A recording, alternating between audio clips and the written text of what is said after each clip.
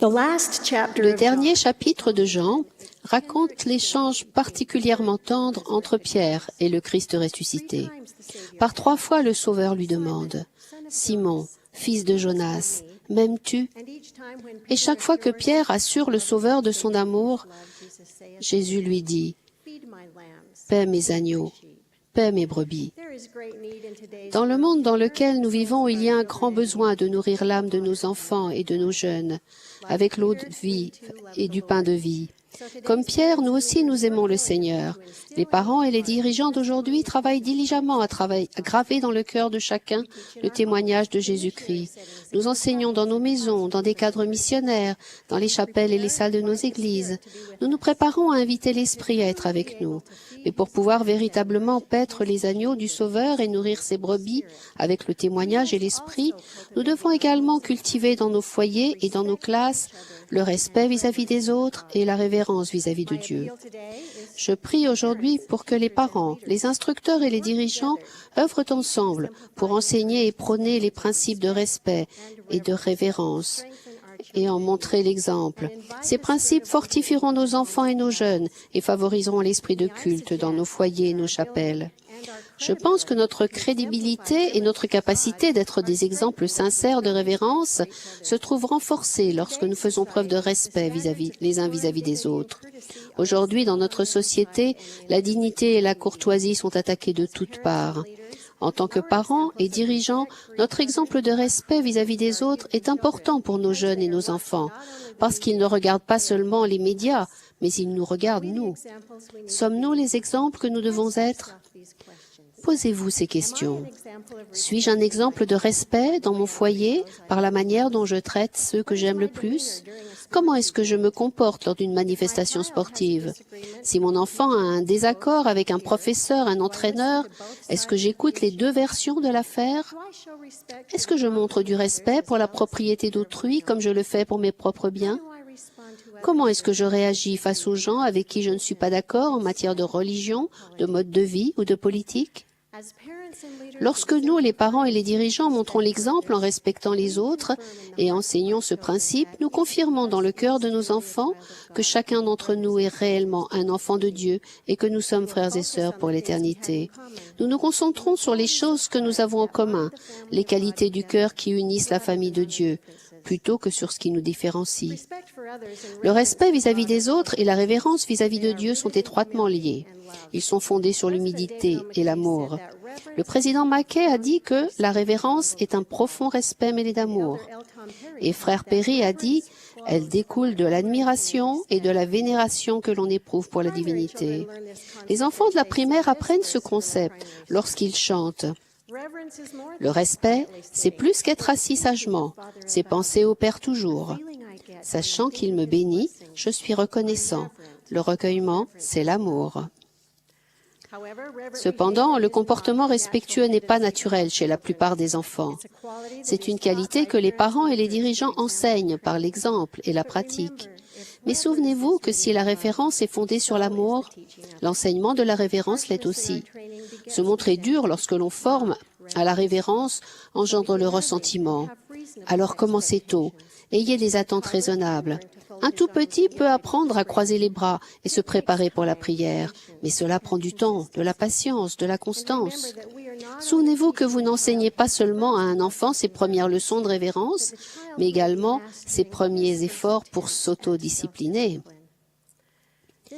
Le processus de l'enseignement et de l'autodiscipline se poursuit, ligne sur ligne, précepte sur précepte.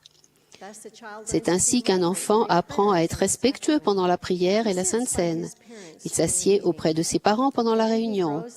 Ensuite, il poursuit ses leçons d'autodiscipline lorsque plus tard, il apprend à jeûner, à obéir à la parole de sagesse, à faire attention lorsqu'il utilise l'Internet et à respecter la loi de chasteté. Chacun de nous grandit en capacité aussi bien qu'en compréhension. Nous faisons du bien à nos enfants et à nos jeunes lorsque nous leur montrons l'exemple, les instruisons et les encourageons par ce processus. Parce que la maîtrise de soi est non seulement la base du respect de soi, mais aussi parce qu'elle est indispensable pour inviter l'esprit à enseigner, confirmer et témoigner. Je me souviens d'un discours que le président Packer a fait lors d'une conférence, il y a près de 20 ans.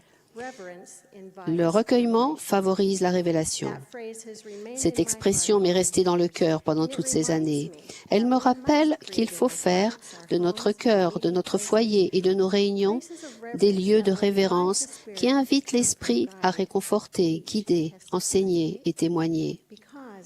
Parce que lorsque l'Esprit témoigne à chacun de nous que Dieu est notre Père et que Jésus-Christ est notre Sauveur, c'est cette révélation qui suscite une vraie révérence, née d'amour et de profond respect.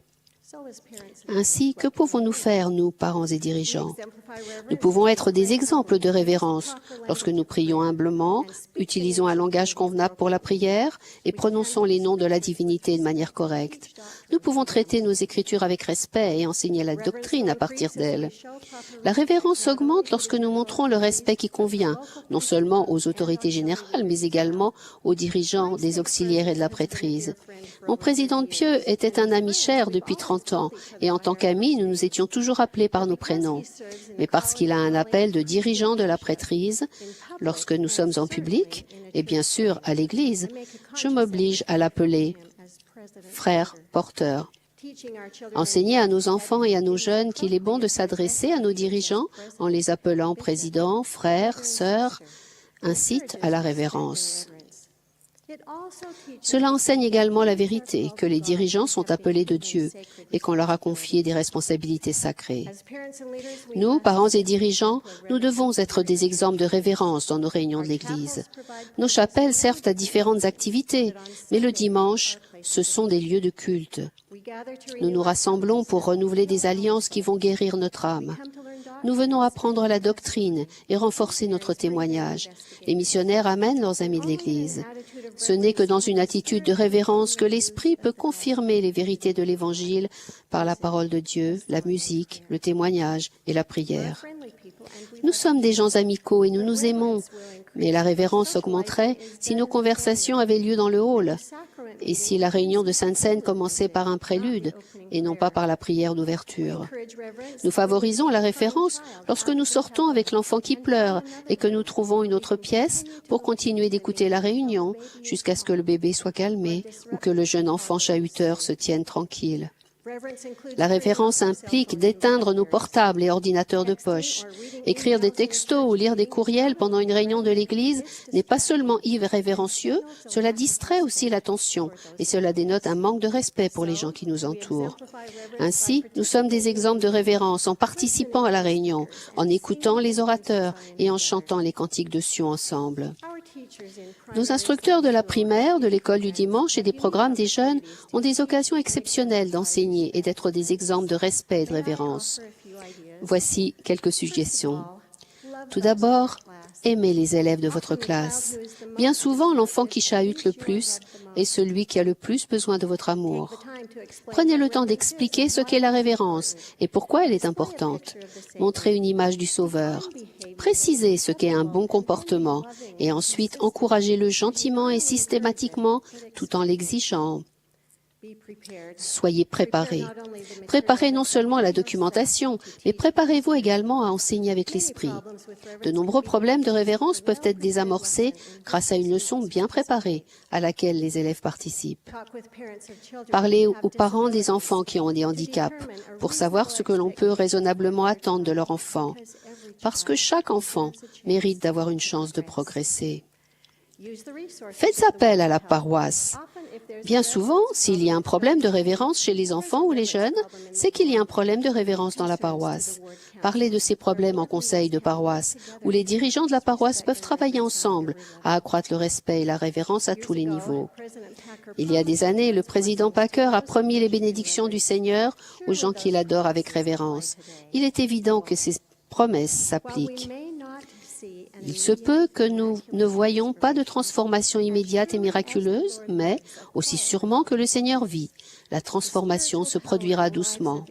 La puissance spirituelle se développera dans la vie de chaque membre de l'Église. Le Seigneur déversera plus abondamment son esprit sur nous. Nous serons moins troublés et moins inquiets.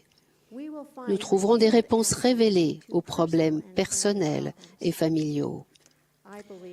Je crois aux promesses d'un prophète.